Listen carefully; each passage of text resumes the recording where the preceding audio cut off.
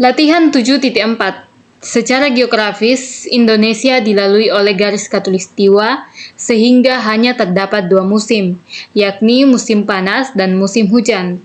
Oleh karena itu, sangat penting bagi kita untuk memahami faktor penting apa saja yang ada pada kedua musim tersebut, agar kita dapat mempersiapkan diri dengan lebih baik dalam usaha hidup berdamai dengan alam.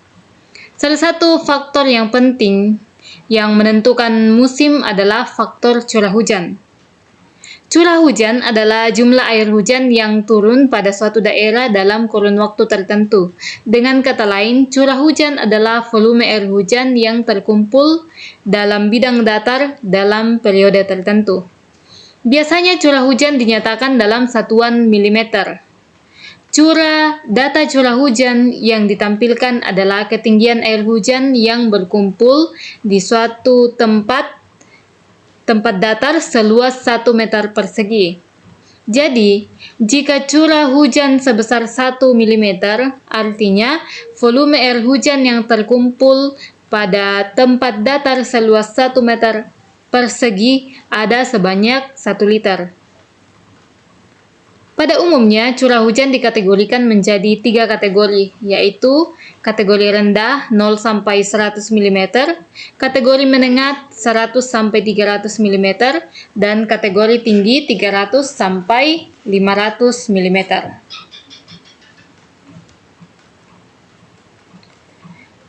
Perhatikan data curah hujan di Kota Samarinda sepanjang tahun 2017 berikut dalam milimeter dan dibulatkan ke satuan terdekat. Ada ini datanya. Kemudian tentukanlah median dari data tersebut. Kita akan tentukan median dari data tersebut. Namun kalau diperhatikan datanya ini masih data beracak. Ini ada 88, ada 163, 139. Oleh karena itu data ini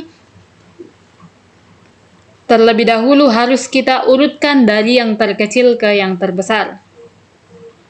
Yang paling kecil adalah 88, kemudian diikuti oleh angka 100, 139, 152, 161, 161 lagi, ada 219, 223, 250, 309, dan 343. Masih ada 421. Nah, setelah ini kita hitung berapa banyak data dari curah hujan ini. 1, 2, 3, 4, 5, 6, 7, 8, 9, 10, 11, 12. Sehingga datanya adalah 12. N sama dengan 12. Nah, kalau kita sudah dapat nilai N-nya, jumlah datanya, dan kita sudah urutkan dari yang terkecil sampai terbesar, selanjutnya gampang untuk menentukan mediannya. Mediannya adalah 12, ini banyaknya data dibagi 2, 12 dibagi 2, yaitu 6. Karena dia genap, berarti ada 2 mediannya, yaitu data ke-6 dan data ke-7. 5 ke kiri dan 5 ke kanan. Maka inilah nilai tengahnya, data ke-6 dan data ke-7. Data ke-6, 1, 2, 3, 4, 5, 6. Data ke-6 adalah 161 dan data ke-7 adalah 219. Sehingga 161 ditambah 219 dibagi 2, maka nilai mediannya adalah 190. Itu nilai mediannya, 190. Lanjut, bagian B, tentukan kuartil 1 dan kuartil 3 dari data tersebut.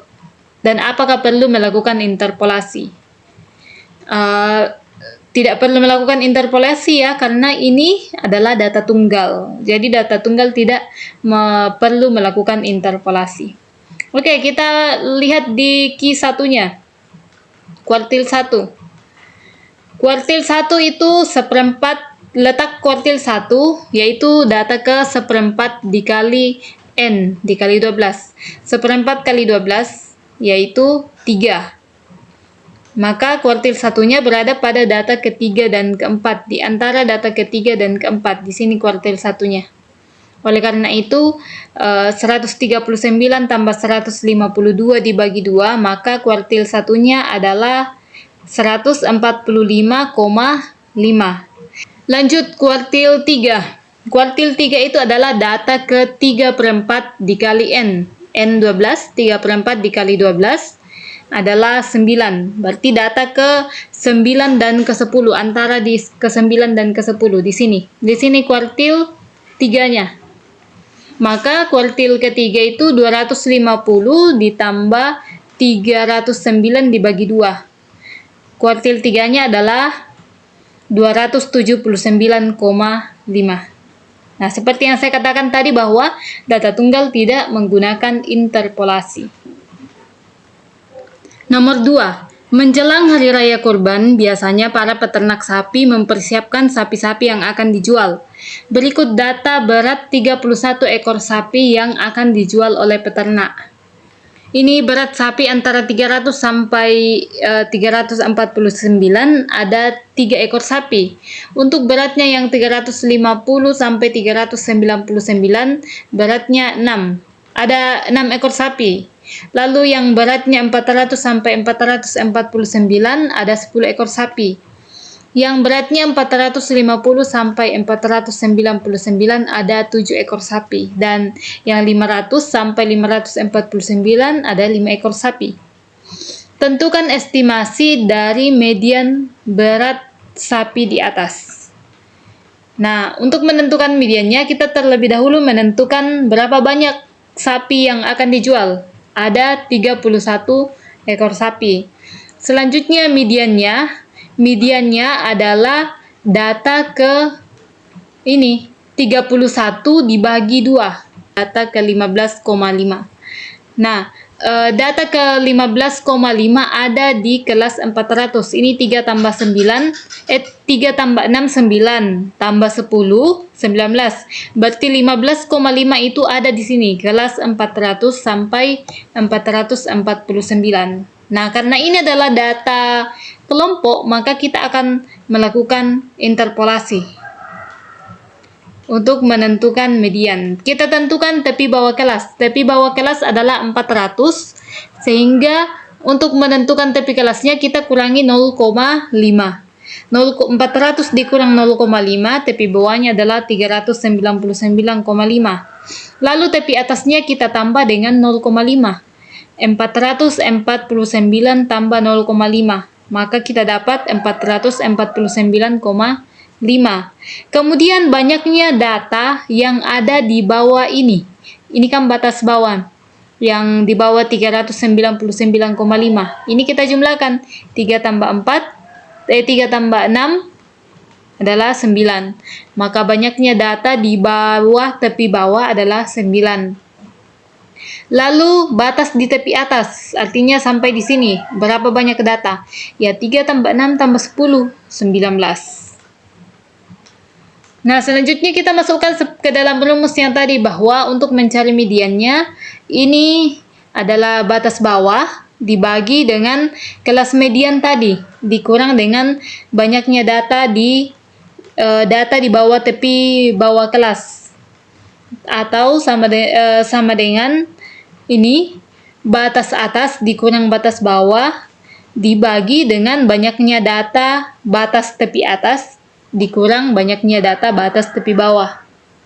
Nah, ini 15 dikurang 5, 15,5 dikurang 9 dapat 6,5. Kemudian 449,5 dikurang 399,5 dapat 50. 19 dikurang 9, nilainya adalah 10. Nah, ini kita kali silang ini. 6,5 dikali 50. Sehingga median dikurang 399,5 sama dengan ini 6,5 kali 50, nilainya adalah 325 dibagi 10. 325 dibagi 10, nilainya 32,5. Lalu mencari nilai mediannya, nilai ini kita pindahkan ke kanan sehingga berubah menjadi tanda positif. Sehingga median sama dengan 32,5 ditambah 399,5. Maka nilai mediannya adalah 432. Itu nilai mediannya. Lanjut bagian B, cari laki 1. Apakah kalian perlu melakukan interpolasi? Ya, tetap melakukan interpolasi karena ini adalah data berkelompok. Jadi tetap melakukan interpolasi. Kita temukan nilai Q. Q-nya itu kuartil 1. Kuartil 1 yaitu data ke seperempat dikali banyaknya data. Seperempat kali 31. Seperempat kali 31 yaitu data ke 7,75. 7,75. 3 tambah 6 ini 9, berarti 7,75 ada di kelas ini. Ada di kelas 350 sampai 399. Lalu batas bawahnya, tepi bawah kelas, sama seperti median tadi, bahwa untuk mencari tepi bawahnya ini 350 dikurangi 0,5 sehingga 349,5. Kalau tepi atasnya kita tambah 0,5, kita dapat 399,5. Lalu banyaknya data di bawah tepi bawah kelas. Banyaknya data ini, kan batasnya di sini 3, di bawah batas bawah. Kemudian yang di bawah batas atas ini adalah 9. Ini kan batas atas. Banyaknya data ke bawah adalah 9. Lalu kita masukkan seperti median. Jadi kuartil 1 dikurang batas bawah dibagi dengan kelas kuartil 1 dikurang banyak data di tepi bawah. 3 sama dengan 399. Ini batas atas dikurang batas bawah dibagi banyaknya data di bawah tepi atas dan dikurang banyaknya data di bawah tepi bawah.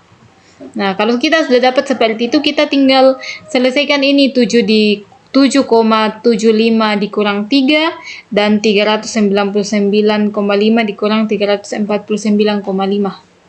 Kita dapat kuartil 1 dikurang 349,5 dibagi ini. Dapatnya 4,75, kemudian yang di atas dikurang dapat 50, 9 kurang 3, 6. Seperti biasa kita kali ke kanan, 4,75 kali ke kanan, kita dapat 237,5 dibagi 6, nilainya adalah 39,6. Ini min 349,5 kita pindahkan ke kanan berubah menjadi positif. Sehingga kita jumlahkan. Sehingga nilai kuartil 1 adalah 389,1. Lanjut bagian C. Kita akan cari kuartil 3. Sama dengan rumus tadi, kalau kuartil 1 untuk menentukan data keberapa kuartil 3-nya, yaitu 3/4 dikali 31. 3/4 kali 31 adalah 23,25. Sehingga kita cari data ke 23,25. Dia berada di kelas mana? Ini 3 tambah 6, 9. Tambah 10, 19. Tambah 7, 26. Berarti 23 itu ada di sini, ada di kelas ini. Ada di kelas 450 sampai 499. Lalu tepi bawahnya seperti tadi kita kurangi 0,5, maka kita dapat 449,5 dan tepi atasnya kita tambah dengan 0,5, 499,5.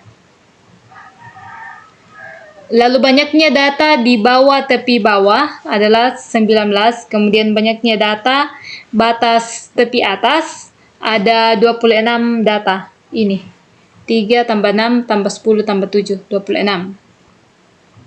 Nah, langsung saja kita masukkan ke rumus kuartil 3 dikurang batas atas, batas bawah dibagi dengan data kuartil 3 dikurang banyaknya data di bawah tepi bawah. Sama dengan tepi atas dikurang tepi bawah dibagi banyaknya data tepi atas dikurang banyaknya data batas tepi bawah. Nah, ini kita selesaikan seperti tadi. Kita dapat Q3 sama dengan 449,5 dibagi 4,25 sama dengan 50 dibagi 7. Ini kita kali ke kanan Selalu kita kali ke kanan, kita dapat 212,5 dibagi 7. 212,5 dibagi 7 nilainya adalah 30,36. Lalu 449,5 pindah ke kanan berubah menjadi positif. Maka kita jumlahkan, maka nilai kuartil 3, ini kuartil 3 ya. Maka nilai kuartil 3 adalah 479,86. Sudah bagian C, lanjut interpretasikanlah hasil kuartil 3 yang kamu dapatkan di bagian C. Ini interpretasinya, yaitu 75%, kuartil 3 itu kan 3/4-nya atau 75% berat sapi yang dijual peternak untuk hari raya kurban memiliki berat di atas 479,86 kg.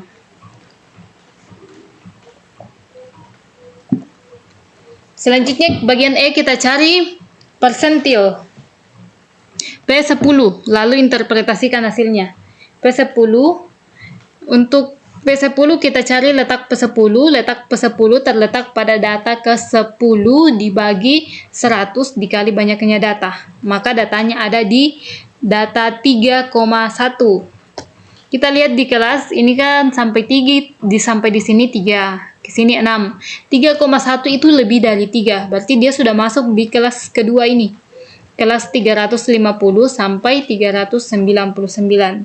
Dengan batas bawah adalah 349,5 dan batas atas 399,5. Kemudian banyaknya data di bawah tepi bawah kelas itu 3. Dan banyak data di bawah tepi atas adalah 9.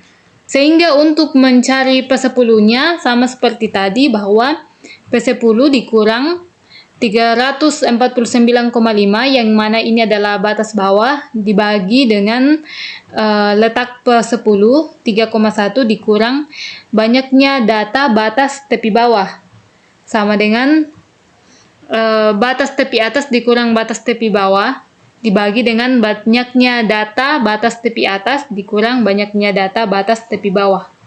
Sehingga kita dapat hasil operasinya 3,1 dikurang 3, 0,1 sama dengan 50 dibagi 6. Kita kali ke kanan, kita dapat P10 dikurang 349,5 sama dengan 5/6. 5/6 itu sama dengan 0,83. Sehingga 0,83 ditambah 349,5 kita dapat nilai P10 atau persentil 10 adalah 350,33. Karena P10 sama dengan 350,33 kg, artinya bahwa 10% dari total sapi yang akan dijual memiliki berat di bawah 350,33 kg.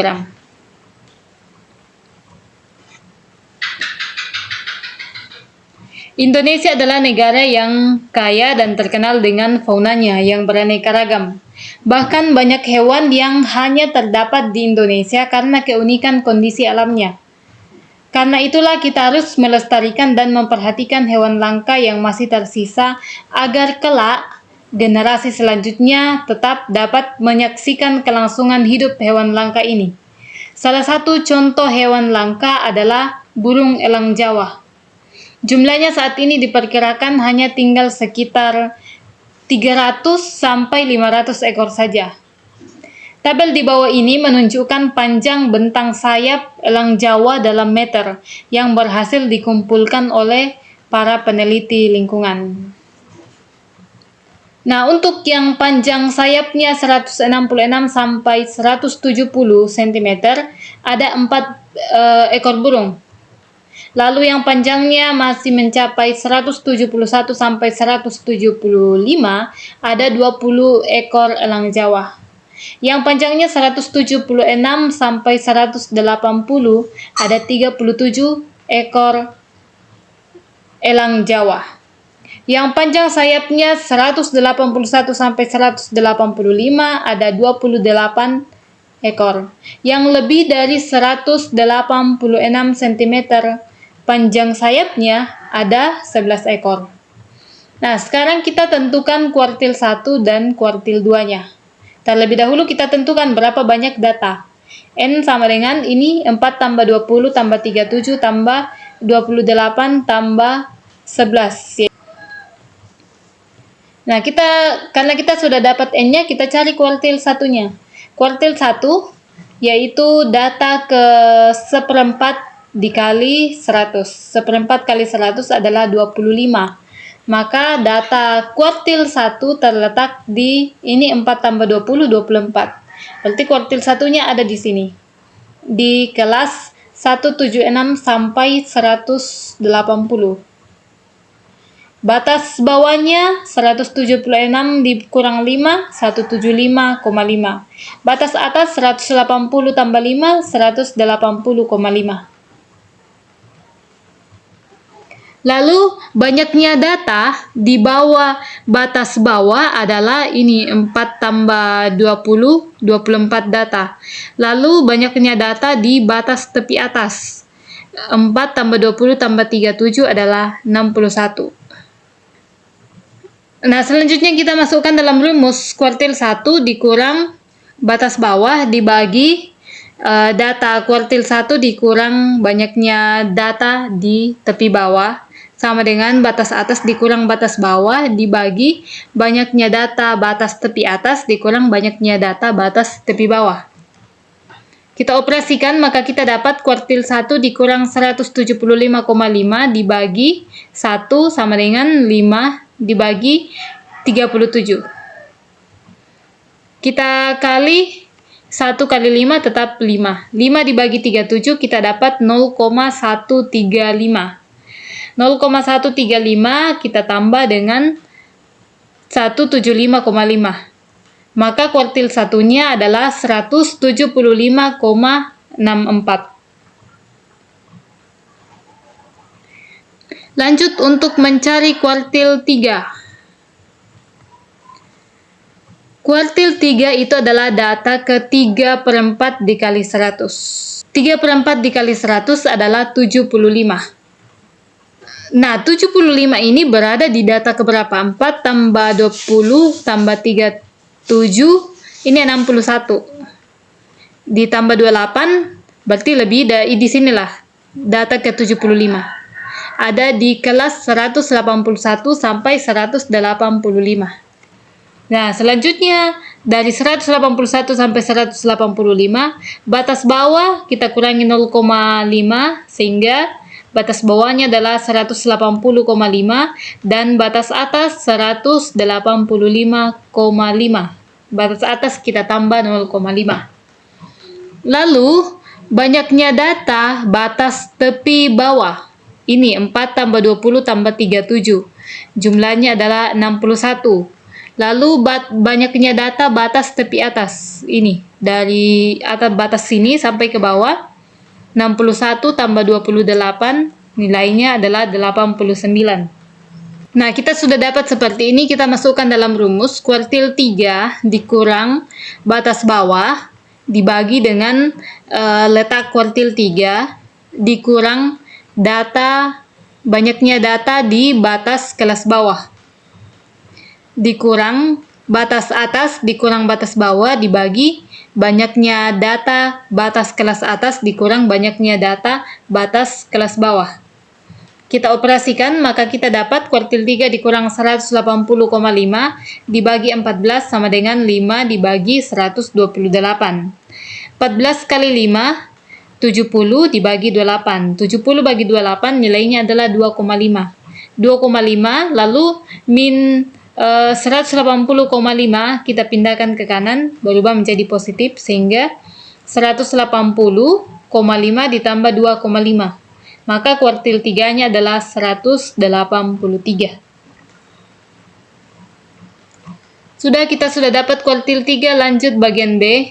Tentukan persentil ke 80 dan interpretasikanlah hasilnya. persentil ke-80. Persentil 80 atau P80, kita dapat nilainya dia terletak di 80/100 dikali 100 data. Maka P80 adalah 80. Nah, 80 terletak di kelas 181 sampai 185. Lalu batas kelasnya 180 dikurang 0,5, 180,5, dan 185 tambah 0,5, maka batas atas atau tepi atas kelas adalah 185,5. Kemudian banyaknya data untuk tepi bawah. Batas tepi bawah adalah 61 dan banyaknya data batas tepi atas adalah 89. Sama seperti kuartil 3 tadi. Kita masukkan rumus persentil 80 dikurang batas bawah dibagi nilai persentil 80 dikurang 61. 61 data sama dengan batas atas dikurang batas bawah dibagi banyaknya data batas atas dikurang banyaknya data batas bawah. Kita dapat persentil 80 dikurang 180,5 dibagi 19 sama dengan 5/28. 19 kali 5 kita dapat 95 dibagi 28. Nilainya ini adalah 3,39. Lalu kita jumlahkan dengan 180,5. Maka persentil 80-nya adalah 183,89. Nah, setelah kita dapat, kita tentukan interpretasinya. Kita interpretasikan persentil 80. Karena persentil 80 sama dengan 183,89 cm, artinya 20% elang Jawa memiliki panjang bentangan sayap minimal 183,89 cm. Bagian C, jelaskan mengapa tidak mungkin bisa menemukan persentil ke-90. Persentil 90 terletak di kelas ini lebih dari 186. Nah, kelas yang lebih dari 186 tidak memiliki tepi atas, sehingga kita tidak bisa menemukan persentil 90.